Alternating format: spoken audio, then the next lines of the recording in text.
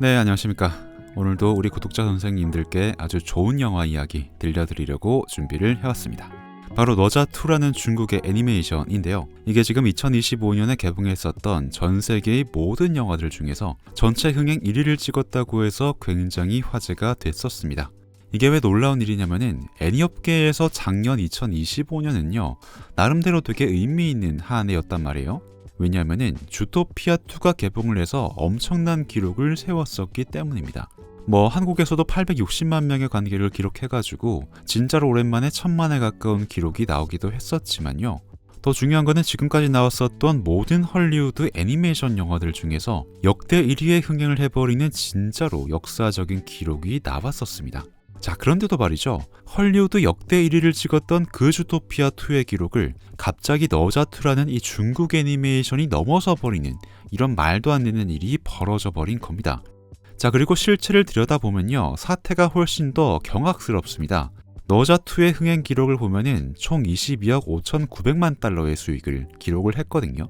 그런데 중국 내부에서 얻은 내수 수익이 총 22억 900만 달러라서요. 이 내수 수익 비중을 따지면은 총 97.8%의 수익이 중국 내부에서만 발생을 했다는 걸 알 수가 있습니다. 자, 그러니까 98%의 중국 내수 수익만으로 미국 애니메이션 역대 1위를 찍은 주토피아2의 흥행 기록을 가뿐하게 넘어서 버리는 그런 경악스러운 일이 벌어져 버린 겁니다. 그러니까 진짜 중국에서 중국인들끼리만 봐도 미국 역대 애니메이션 흥행 1위를 넘어설 수 있는 그런 기록이 나올 수 있는 그런 여건이 됐다는 거죠. 자, 그래서 저는 좀 이거를 보면서 굉장히 좀 공포스럽다는 느낌을 개인적으로는 받게 됐습니다. 그래서 이게 대체 뭔 작품이길래 중국에서 그렇게까지 흥행을 했었나 라고 좀 궁금은 한데 막상 이게 또 내 돈이랑 시간을 들여가지고 확인해보고 싶다는 마음은 딱히 들지가 않았었거든요. 근데 이거를 바꿔서 좀 거꾸로 생각을 해보니까 다른 분들도 그냥 그러실 것 같아서 그럴 거면은 내가 총대를 메고 보고 온 다음에 여러분들한테 설명을 해드리는 것도 괜찮겠다 싶어서 이번에 국내 개봉을 한 김에 극장에 다녀왔습니다. 자, 일단 저는요 개봉 첫날에 용산에서 아이맥스로 보고 왔습니다. 이왕 보기로 한 거 제대로 편견 없이 진짜 좋은 환경에서 한번 보고 제대로 판단을 해보자 라는 생각을 하고 용화맥으로 갔습니다. 근데 일단은 확신하게 단언할 수 있는 거는 이번 관람은 제가 가봤었던 모든 용화맥 관람 경험 중에서 가장 최저 관객이지 않았나 싶을 정도로 사람이 진짜 없었습니다. 이게 제가 상영 직전에 캡처해 놓은 CGV 예매 페이지거든요. 근데 여기 보면은 용산 아이맥스 624석 중에서 598석이 비어있다고 떠 있잖아요. 그러니까 여러분들 용화맥 가보신 분들은 아시겠지만 이게 말이 안 되는 수치인 겁니다. 용화맥에서는 진짜 볼 수가 없는 그런 예매 현황이에요. 그래서 진짜로 용화맥 대관을 한 것 같은 그런 기분을 느끼면서 굉장히 쾌적하게 관람을 하고 왔습니다.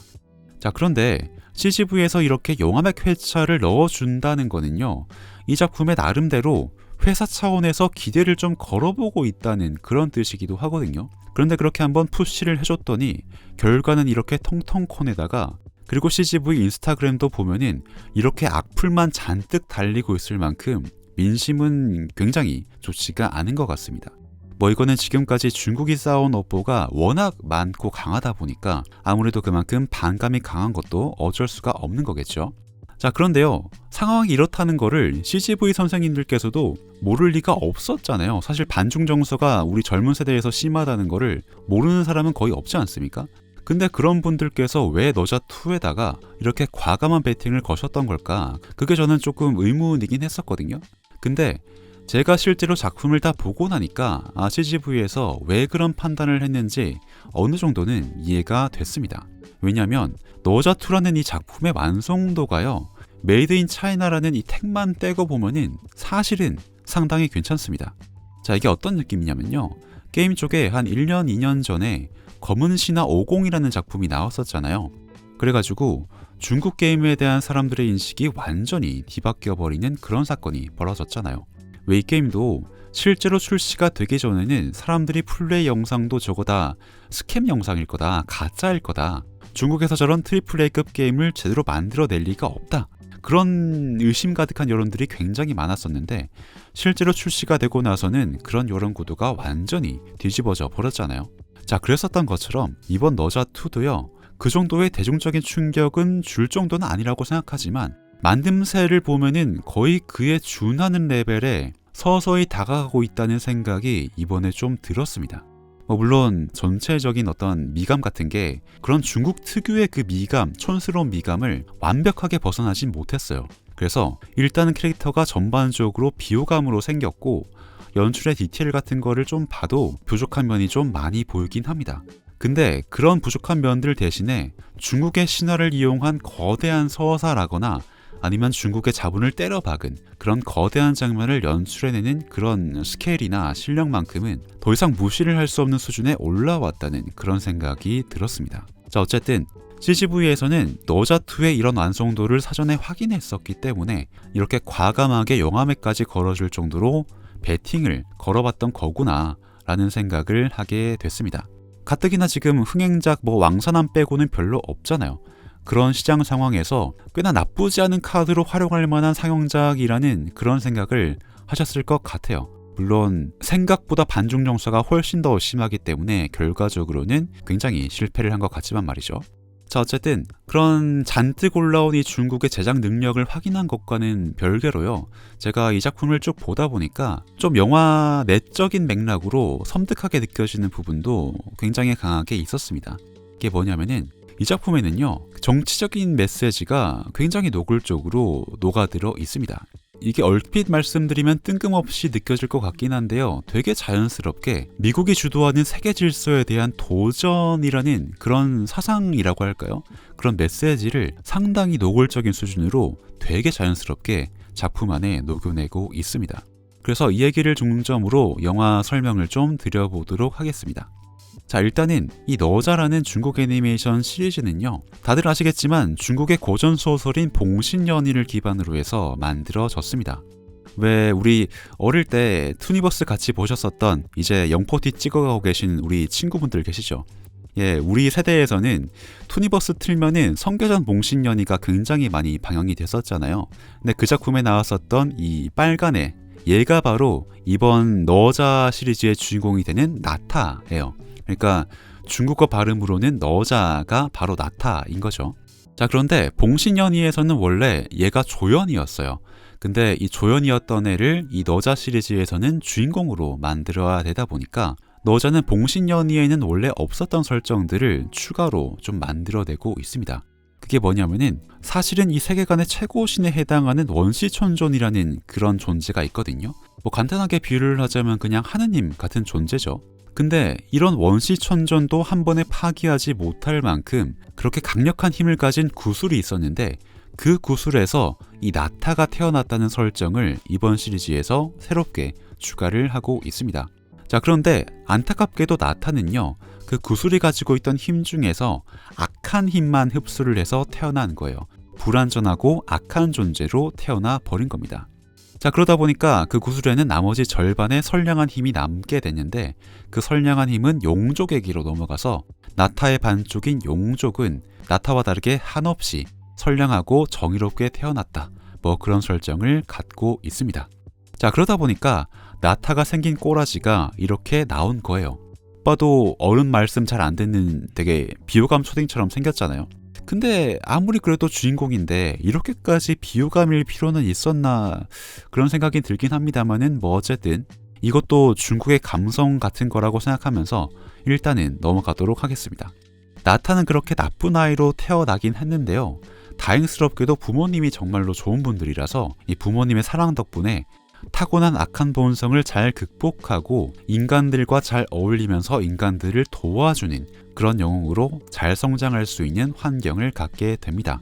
자, 그런데 그런 반면에요, 선량한 힘을 가져갔었던 용족 그 반쪽은 타고나기는 선량하게 태어났지만 정반대로 나쁜 짓을 저지르려는 마음을 먹게 돼요.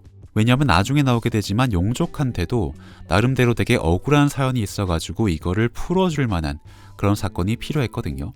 그러다 보니까 용족의 출세를 위해서 나쁜 짓을 저지를 필요가 있었는데 그 용족이 나타의 진심에 감동을 해가지고 결국 나타와 함께 두 반쪽이 함께 정의로운 길을 걸으면서 베풀을 먹게 된다 라는 게 너자 1편까지의 이야기였습니다.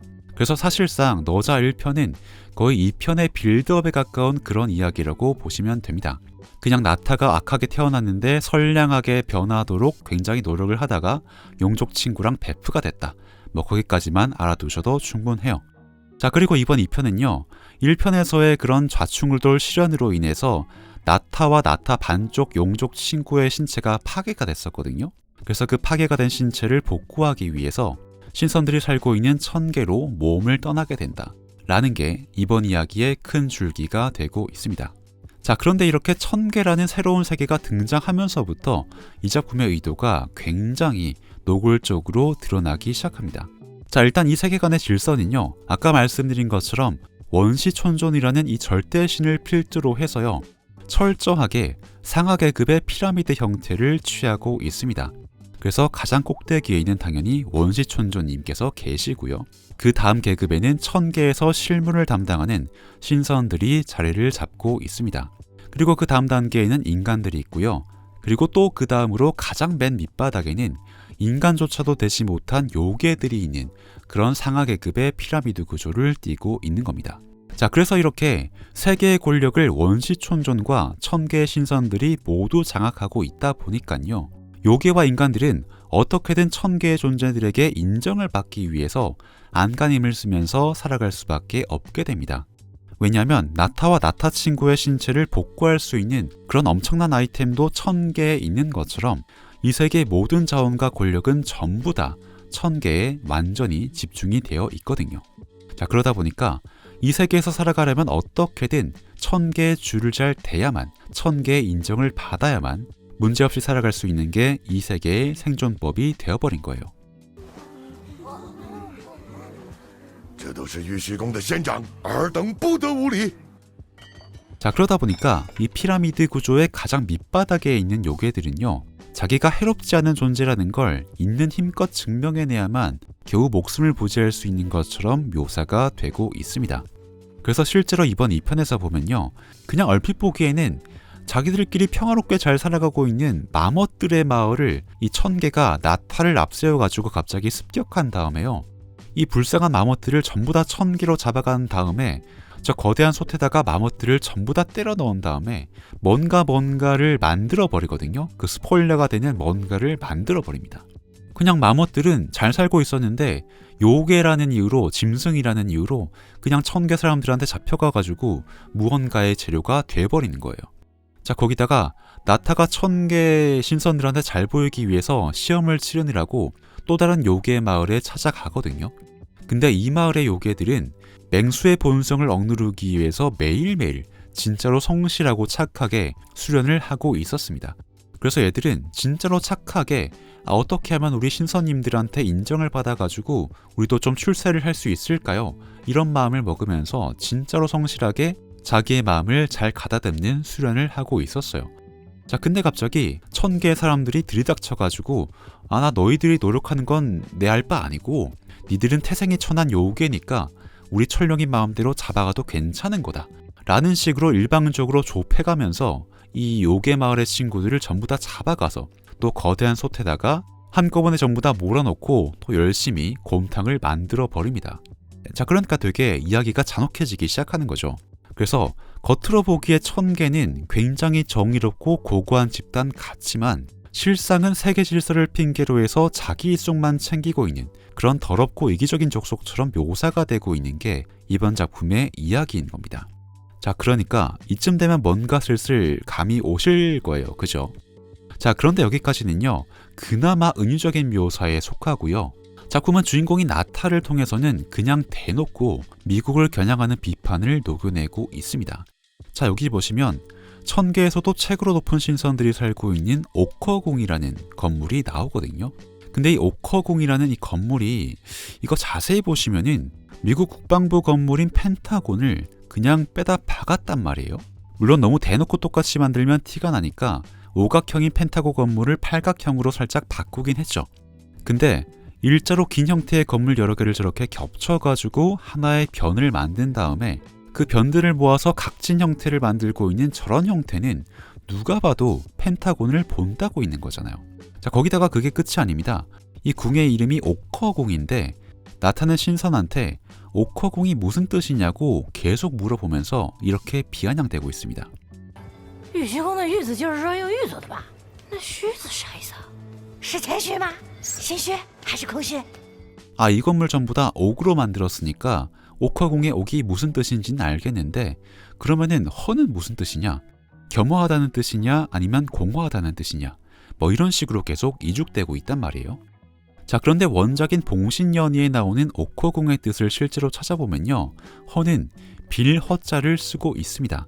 그리고 이건 사전적으로 비어있다, 없다, 헛되다, 뭐 대충 이런 뜻을 가지고 있는 글자인데요. 물론 원작인 봉신연의에서는 이거를 긍정적인 맥락으로 사용하고 있기는 합니다. 이거는 도교적인 원리를 따르는 건데요. 비어있기 때문에 모든 것의 근원이 될 수 있다 라는 그런 아주 좋은 의미로, 그런 좋은 맥락으로 옥허공의 허는 비어있다는 의미를 가지고 있는 거예요.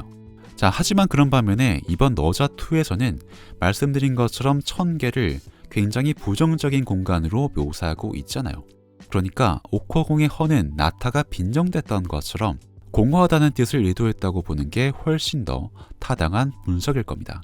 자, 그래서 이번 작품은 이 천계라는 공간을요, 세계의 질서를 독점하고 있는 부정의한 무력 집단으로 재해석을 한 다음에 그 집단의 본거지를 현실 속의 미국을 떠올릴 수 있는 이런 형태로 디자인을 해놓고 있는 겁니다. 자, 그러니까 현실에서도 경찰 국가를 자처하는 저 미국이라는 나라가 이렇게 제멋대로 주도하고 있는 이런 세계 질서가 너네들은 정말로 괜찮다고 생각하느냐, 이런 식으로 질문을 던지고 있는 거죠. 그래서 작품 속에서 요괴들은요, 날 때부터 악하고 추하게 태어났으니까 자기를 끊임없이 채찍질을 해가지고 천계가 제시한 질서에 들어갈 수 있는 존재로 자기 자신을 계속 깎아내야 하는 거고요. 经过千年牢狱，才明白这世间的规则是由谁定。 용족들 또한 과거에 저지른 잘못 때문에 천년 동안 계속 심해해서 속죄를 하고 있다는 그런 설정을 가지고 있거든요. 그런데 용족들 너네가 아무리 고개를 숙이고 과거의 잘못을 반성한다고 해도 천계 쟤들은 너네를 잘 봐줄 생각이 없다. 쟤들은 그냥 과거를 명분으로 삼아서 너네 용족들을 계속 착취하는 구조를 유지하고 싶어 할 뿐이다. 이런 식의 구도를 그리고 있고요. 거기다가 평범한 인간들도 안심할 수가 없습니다. 언제든지 천계가 꾸민 음모에 의해서 희생될 수 있는 그런 위협에 항시적으로 처해 있다 라는 게 이 작품의 세계관인 겁니다. 자, 그러니까 이 모든 걸 천계가 자기 입맛대로 주무르고 있는데, 그리고 그들이 내세웠었던 정의나 질서라는 것도 사실은 그 뒤를 까보면 이렇게나 더럽고 추악한 실체가 있었는데 너희들 정말로 여기에 계속 순응하면서 살아갈 거냐, 고개를 숙이고 살아갈 거냐, 이런 질문을 던지고 있는 거죠. 자, 그러면 우리 한번 천계에 맞서서 새로운 질서를 한번 만들어 봐야지 않겠냐, 그런 얘기를 하고 있는 게 이번 너자2의 전체적인 스토리라고 할 수가 있겠습니다. 难道你还想改变这世界？我想试试。 자, 근데 여기까지 이야기를 들으면 여러분들 어떤 생각이 드십니까? 이게 굉장히 설득력이 좀 떨어지는 그런 느낌을 주지 않습니까? 뭐 전 세계를 상대로 착취를 일삼는 저 나쁜 천계 놈들을 상대로 우리 평범한 애들끼리 잘 뭉쳐서 새로운 질서를 만들어 보자, 뭐 그런 얘기 할 수 있죠. 근데 그런 얘기를 티벳이랑 신장 위구르랑 홍콩이랑 타이완을 계속 괴롭히고 있는 중국이 그런 얘기를 한다? 이거는 조금 핀트가 안 맞는 얘기가 아닌가, 그런 생각이 좀 들고요. 근데 그런 얘기를 중국이 하고 있는데 그 얘기를 중국 내부에서 98%의 압도적인 지지를 보내주면서 그 수익만으로 전 세계 흥행 1위를 달성하는 이런 사태가 발생을 한다? 이거는 작품의 퀄리티를 떠나서 굉장히 정치적으로 저는 공포스러운 현상이라고 봅니다. 그래서 중국의 제작 능력이 여기까지 올라왔네. 아, 중국의 고전을 재해석하면은 저렇게 흥미롭고 새로운 이야기가 가능하겠구나 라는 거는 사실 이런 정치적인 구도 속에서 뒷전으로 밀려나는 것 같습니다. 그래서 겉으로는 고전을 재해석한 흥미로운 뭐 전투 애니메이션 이런 식으로 마케팅을 하고 있지만 사실은 이런 지점들을 명확하게 짚어줄 필요가 있다고 생각을 해서 이번 영상도 만들게 됐습니다. 자, 그리고요, 제가 이 작품을 좀 공포스럽게 느낀 부분은 이게 전부가 아닙니다. 이거는 좀 제가 가지고 있는 관점 때문에 조금은 과대 해석을 하는 걸 수도 있겠지만은 저는 개인적으로 이 작품을 보면서 되게 섬뜩하게 느껴졌었던 부분이 있었거든요. 그게 뭐냐면은 이번 작품에서 무량신선이라는 캐릭터가 빌런을 맡고 있단 말이에요. 1000개의 신선 중에서도 굉장히 높은 등급에 있는 그런 신선인데 얘가 이번 작품의 흑막으로 역할을 맡고 있습니다. 근데 이 무량신선이요, 한 번은 주인공이 살고 있던 마을의 사람들을 한 명도 남기지 않고 싹 다 몰살시켜버리는 그런 사건을 벌여버린단 말이에요. 근데 정말로 신기한 게요, 작품은 이 사건에 대해서 뭐 대단한 감정의 무게를 실어주고 있지 않습니다. 그러니까 무슨 말이냐면은 어마어마한 사람들이 대규모로 죽어나갔는데도 이 사건에 대해서 뭐 그다지 비극적이거나 슬프다는 감정을 이 작품 연출적으로 실어주고 있지가 않아요. 그리고 주인공도 실제로 그렇게 행동을 하거든요.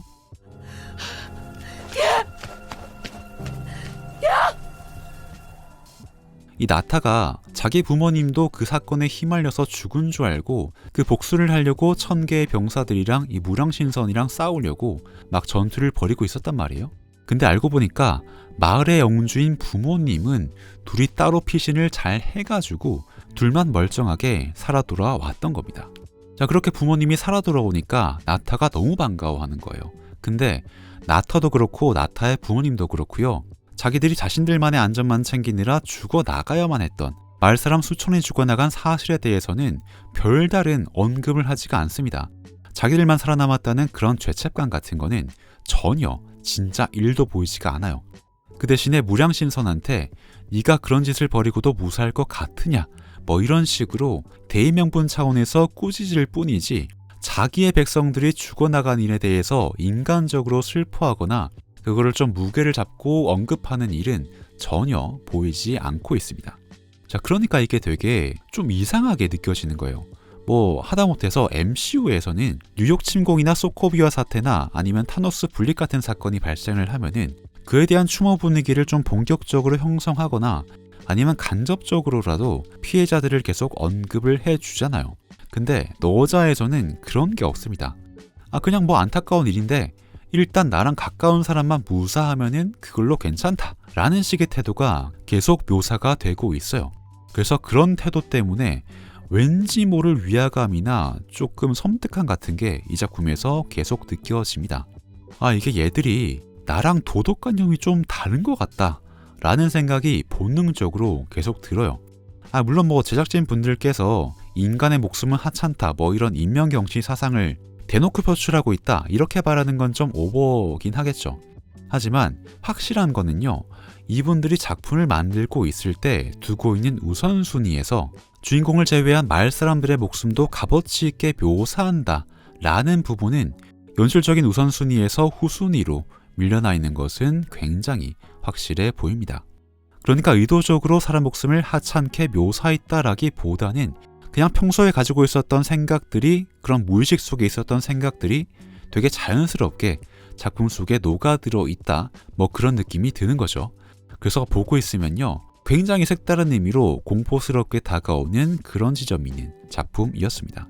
그래서 일단 중국의 자본이 공포스럽고 이걸 열광적으로 소비해주는 중국 내부의 분위기도 공포스럽고 또 1000개에 대한 비유를 통해서 세계 질서를 새로 구축을 해보겠다라고 되게 자신감 있게 외치고 있는 그런 중국의 세계관도 되게 공포스럽지만요, 마지막으로 말씀드린 것처럼 자기 주변의 안위에만 신경을 쓰는, 거기에만 집중을 하는 그 무의식적인 태도가 보여가지고 그것도 그에 못지않게 굉장히 공포스러웠습니다.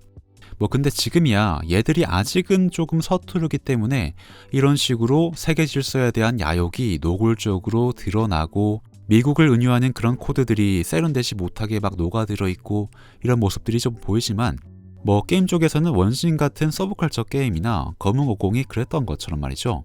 결국에는 상품성이 압도적으로 올라가 버리면은 이런 거는 결국에 다 무너져 버리는 거기 때문에 중국 영화를 누가 보냐, CGV에 개봉해봤자 누가 보냐 라는 거는 조금씩 막을 수 없는 단계로 서서히 넘어가고 있지 않나, 그런 생각이 좀 들었습니다.